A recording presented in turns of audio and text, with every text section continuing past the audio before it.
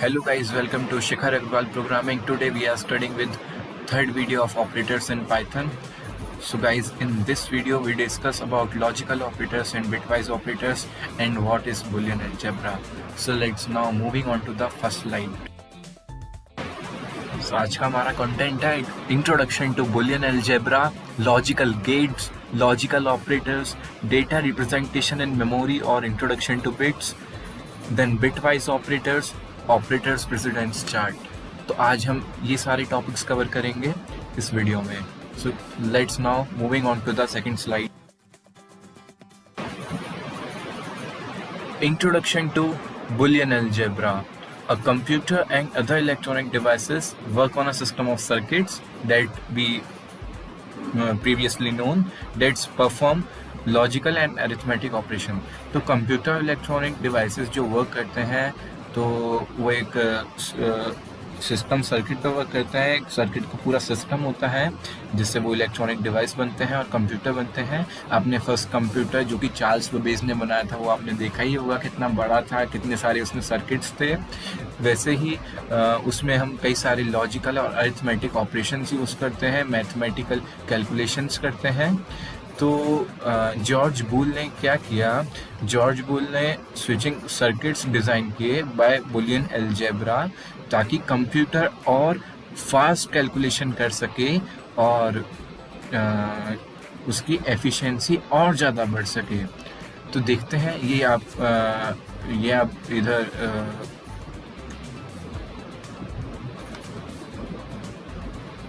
Sorry for the disturbance. So guys continue करते हैं दोबारा से. तो आप इधर देख रहे होंगे कि ये जॉर्ज बूल का फोटो है. इन्होंने ही बुलियन अलजेब्रा को बनाया था इन द 1847. उन्होंने एक अपनी बुक भी पब्लिश की थी, an investigation of the laws of thoughts which led to the development of the new system known as logical algebra or Boolean algebra. So Boolean algebra was used to design the switching circuits of the computer. तो Boolean algebra क्यों बनाया गया था? Boolean algebra इसलिए बनाया गया था ताकि हम switching circuits में और simplify कर सकें और छोटा सर्किट बना सकें जिससे हमारा efficiency बढ़े और computers को हम और efficient वे में ला सकें. जैसे कि पुराने टाइम में जो लैपटॉप्स होते थे या कंप्यूटर होते थे वो काफ़ी भारी होते थे. अब जो आते हैं वो काफ़ी हल्के एकदम अच्छे आते हैं, सर्किट्स भी बहुत कम होते हैं. तो वो बुलियन अलजेब्रा की वजह से है. जैसे जैसे हम इसमें बढ़ते गए, जैसे पहले हम डायोड्स यूज़ करते थे कंप्यूटर्स में या फिर टीवीज़ में, अब हम आईसीज यूज़ करते हैं यानी कि इंटीग्रेटेड सर्किट्स. उसी तरीके की ये चीज़ है. तो बुलियन अलजेब्रा ने हमारा काम बहुत आसान किया है. By introducing Boolean algebra in the computer, it can do logical thinking very fast and can do complex calculations very easily. So guys, मैंने आपको पहले ही बताया था कि Boolean algebra से कंप्यूटर बहुत अच्छे से लॉजिकल थिंकिंग कर सकता है और जो कॉम्प्लेक्स कैलकुलेशन होते हैं उसे काफ़ी ईजिली सॉल्व कर सकता है. तो बुलियन अलजेब्रा डेवलप किया था जॉर्ज बूल ने 1847 में, और मैंने आपको ये बता ही दिया कि ये इनकी एक बुक पब्लिश हुई थी, an investigation of the laws of thought. इन्होंने इसमें पहली बार बुलियन अलजेब्रा को बताया था. So guys, we are now moving on to the next slide. Hope you understand this topic. What is Boolean algebra? तो बुलियन अलजेब्रा होता क्या है?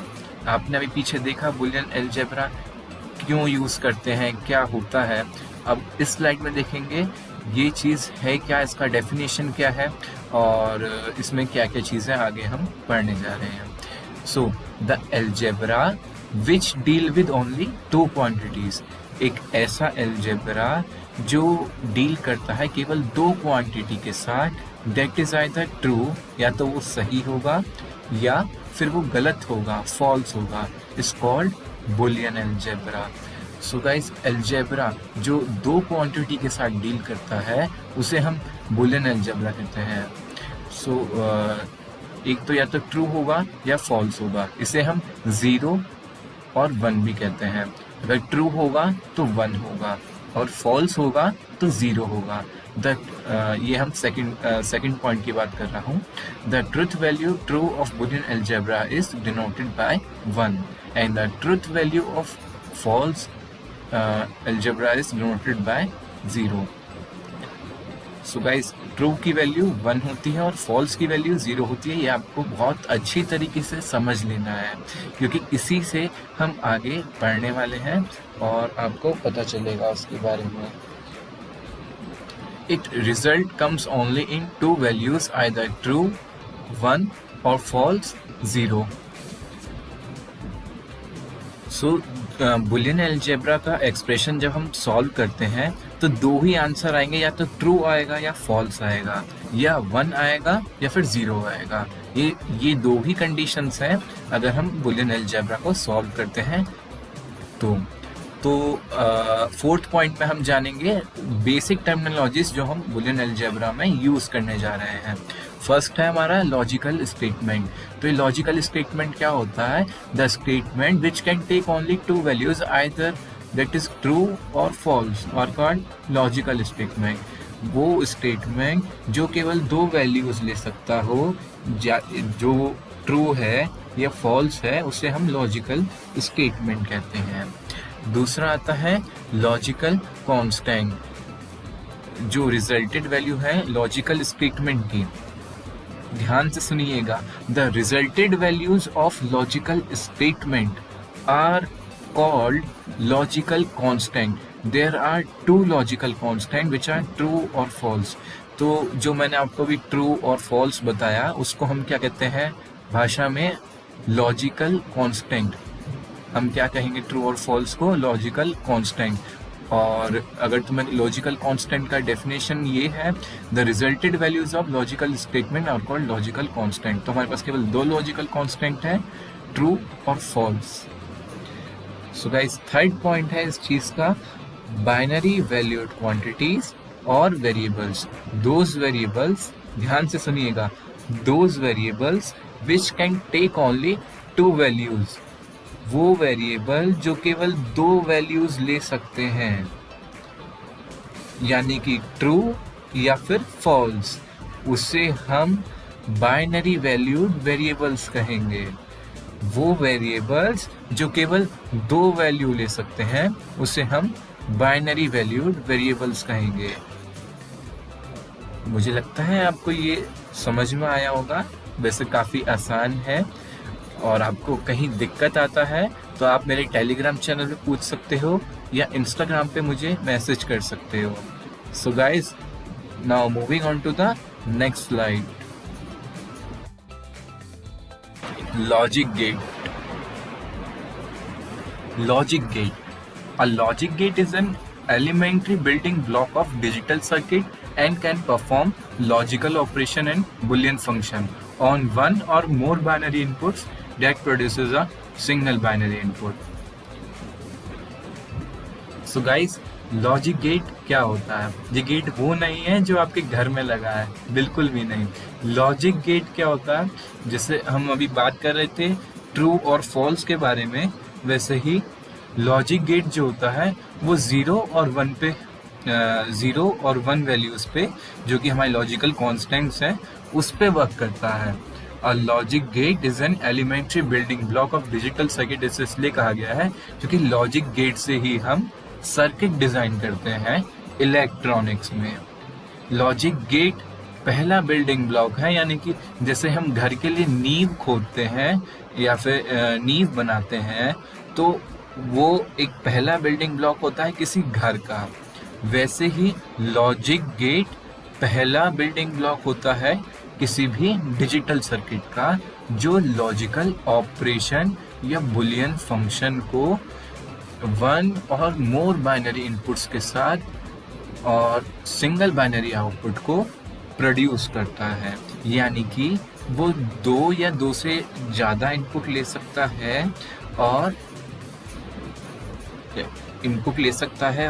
सिंगल बाइनरी आउटपुट देता है। सो गाइस, ये आपको समझ में आया होगा लॉजिक गेट क्या होता है। मैं एक बार दोबारा समझा देता हूँ।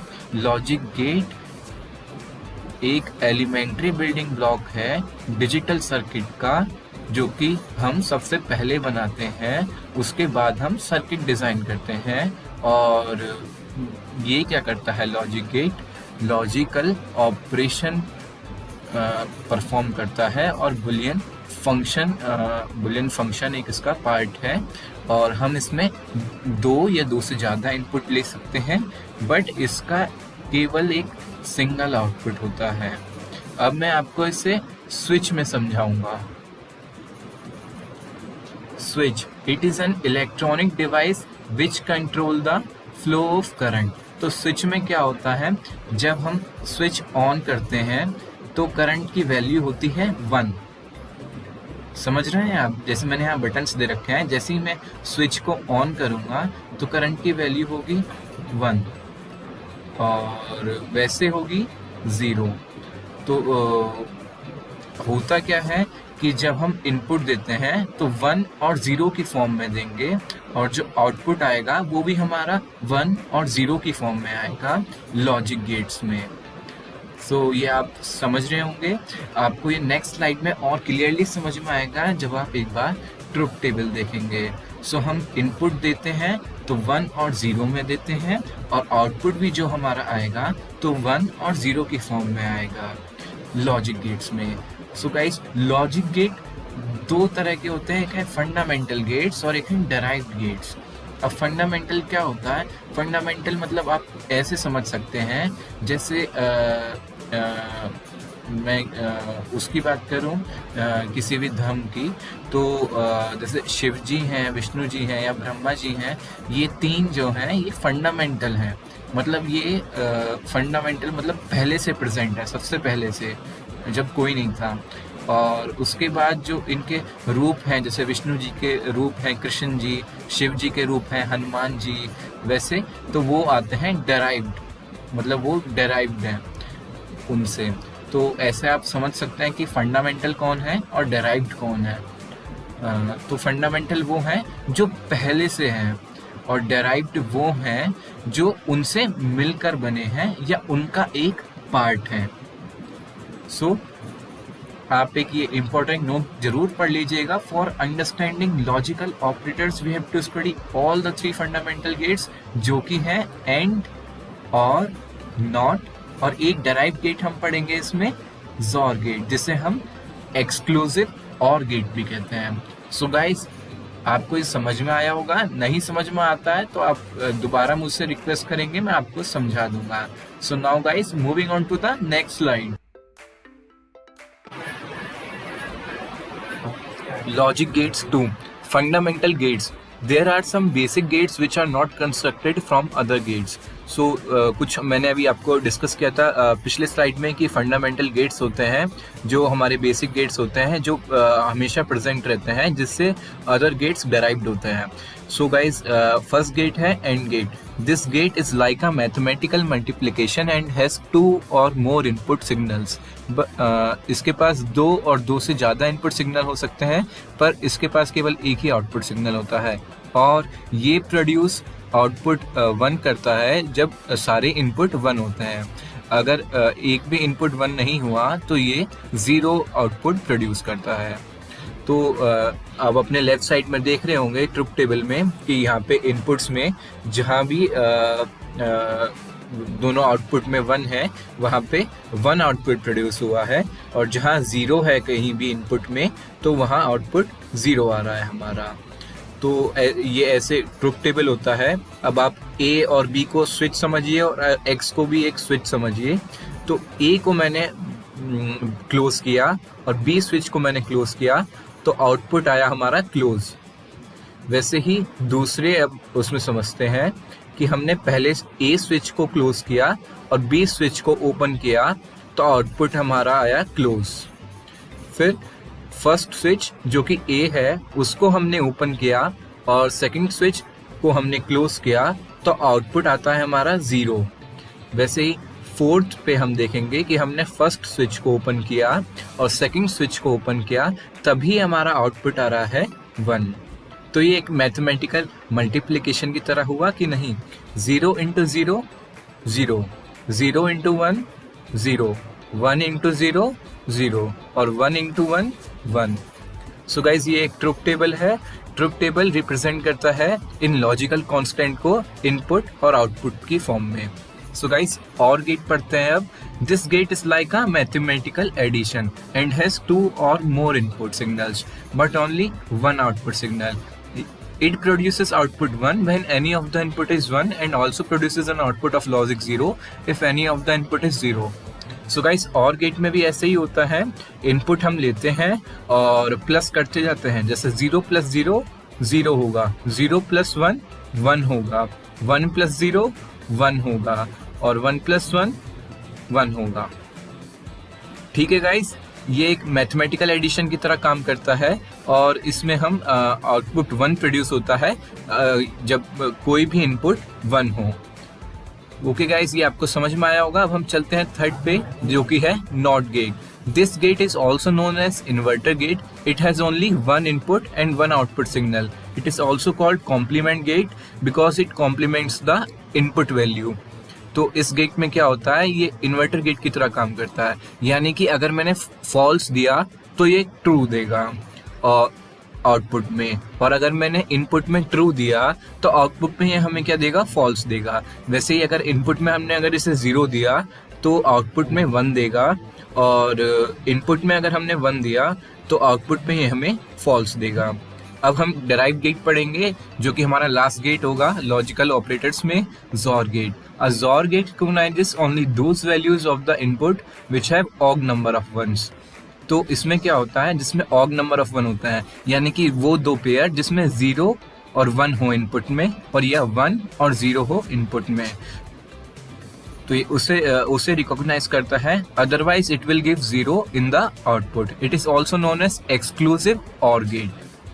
तो इसमें क्या होता है, अगर डबल 0 इनपुट होगा तो ये आउटपुट आएगा 0, अगर डबल 1 इनपुट होगा तो आउटपुट आएगा 0, अगर 0 1 होगा तो आएगा आउटपुट 1, और अगर 1 0 होगा तो आएगा आउटपुट 1। तो सो गाइस, आपको ये समझ में आया होगा, ये पूरा लॉजिक गेट्स का सेकंड स्लाइड। अब हम चलेंगे लॉजिकल ऑपरेटर्स पर, जो कि है अपनी नेक्स्ट स्लाइड। Logical operators.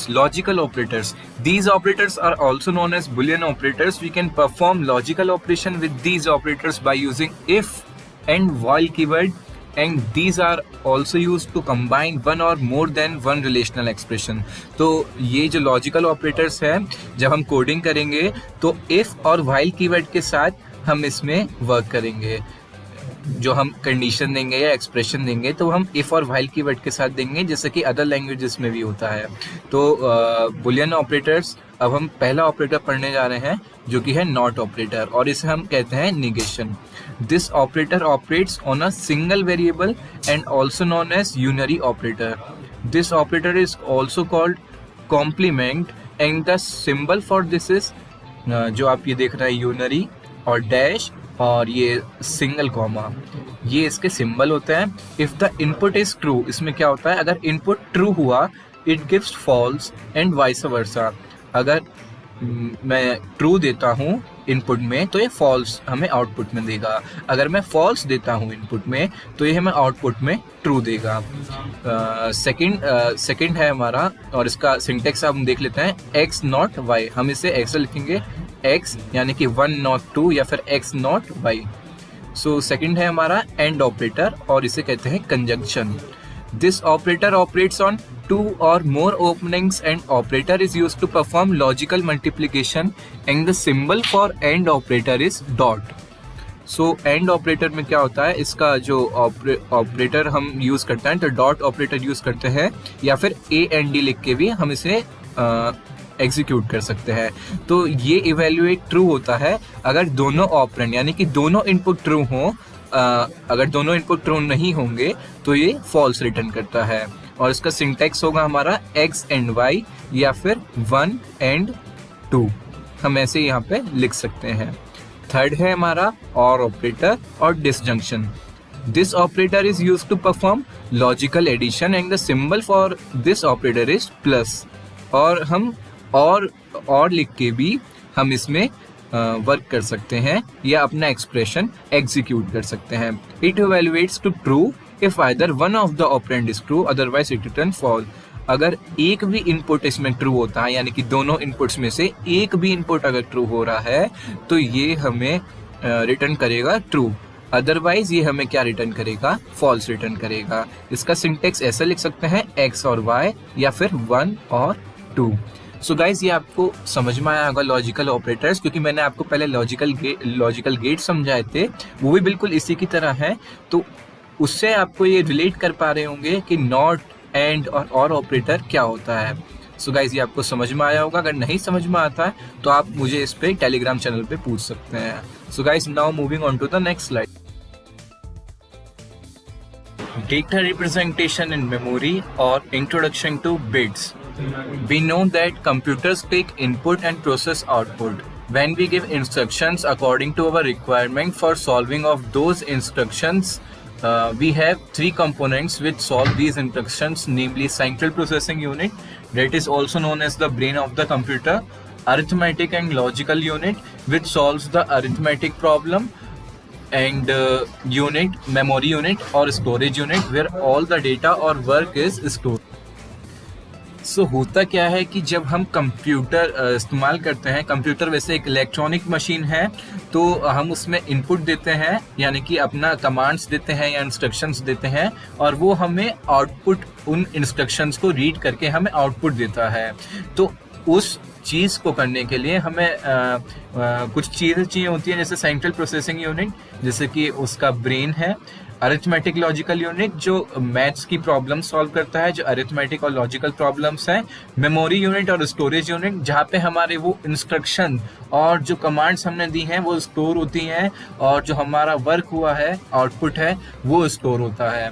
तो आज हम जानेंगे कि मेमोरी यूनिट में कैसे हमारा डेटा स्टोर होता है।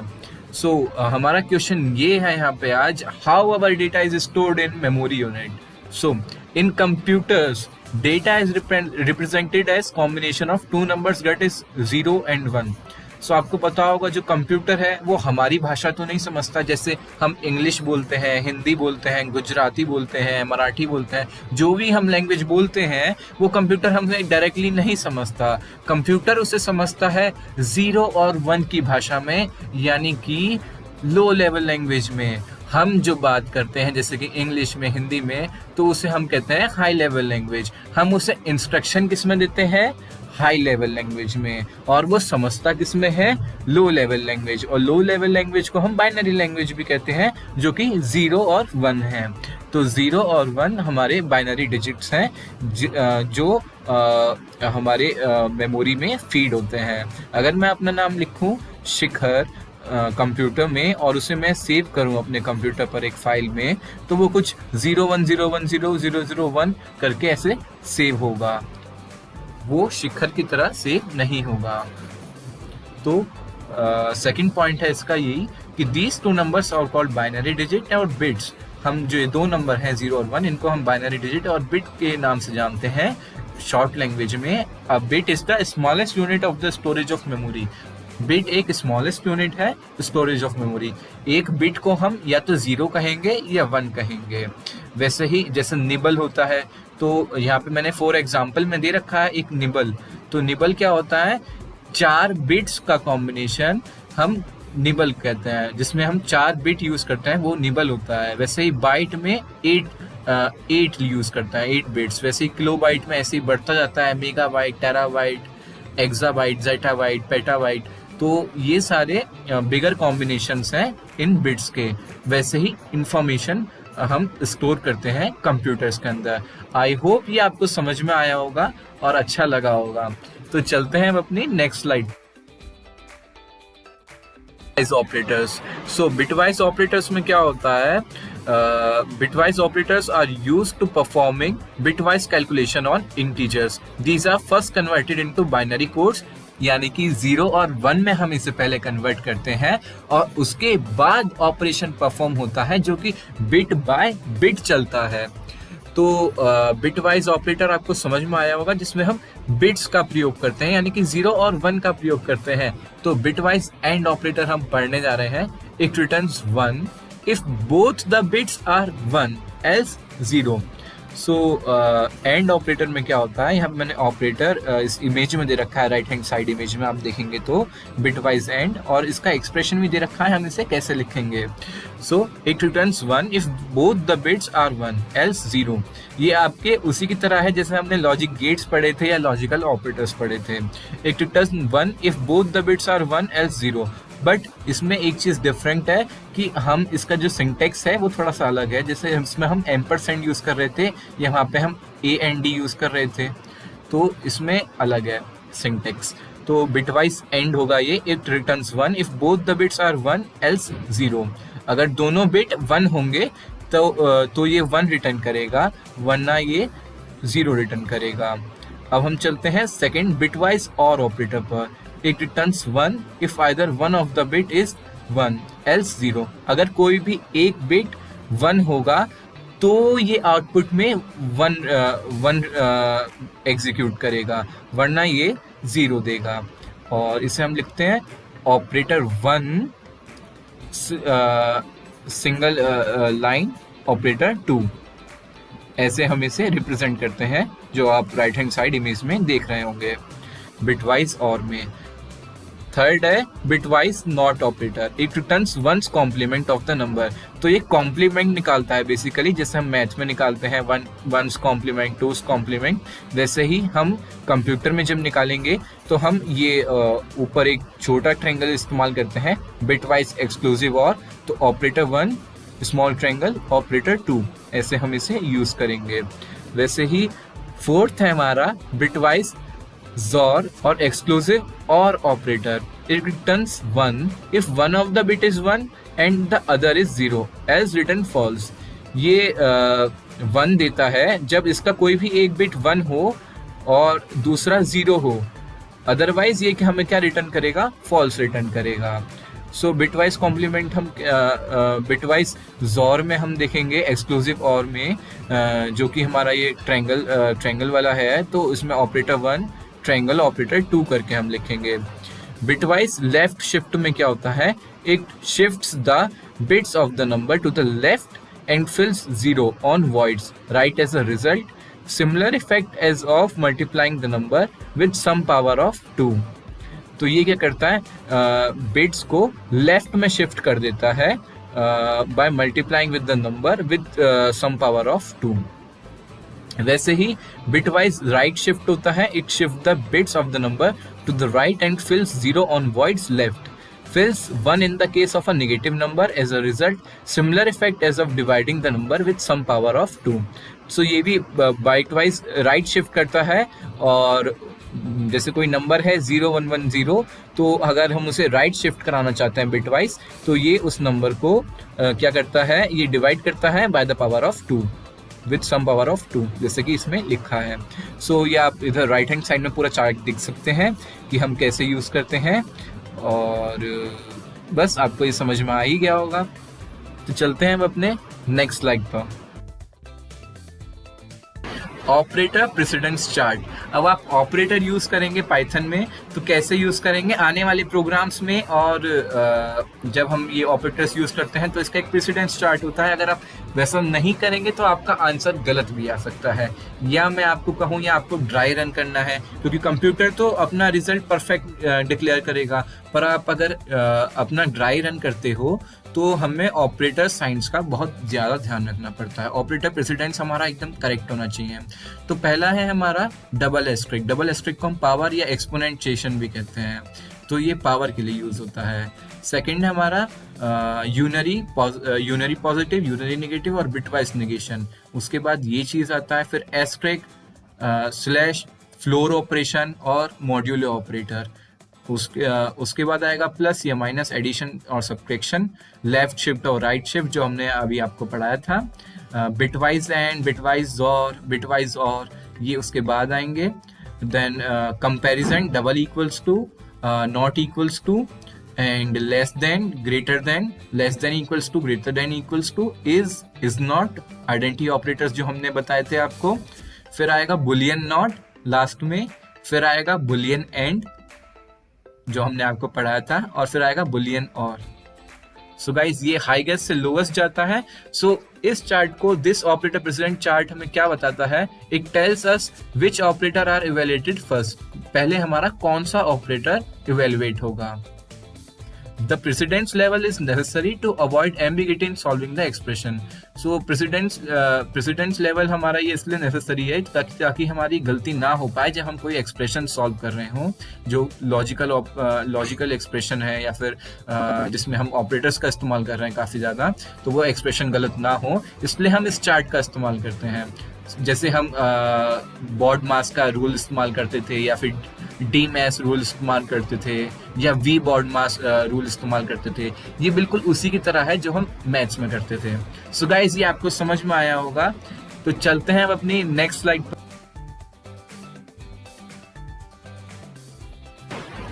Thank you guys for watching this video. उम्मीद है आपको ये समझ में आया होगा। मुझे तो बड़ा मजा आया इस लेक्चर में, आपको आया कि नहीं कमेंट्स में जरूर बताना। So please do like, share and subscribe to the channel Shikhar Agrawal programming. I hope that आपको ये पूरा लेक्चर समझ में आया होगा। अगर नहीं समझ में आता है तो आप मुझसे दोबारा पूछ सकते हैं मेरे टेलीग्राम चैनल पर या इंस्टाग्राम पर। सो गाइज, अब हम चलते हैं, मिलेंगे अपनी नेक्स्ट वीडियो में। Till then, bye.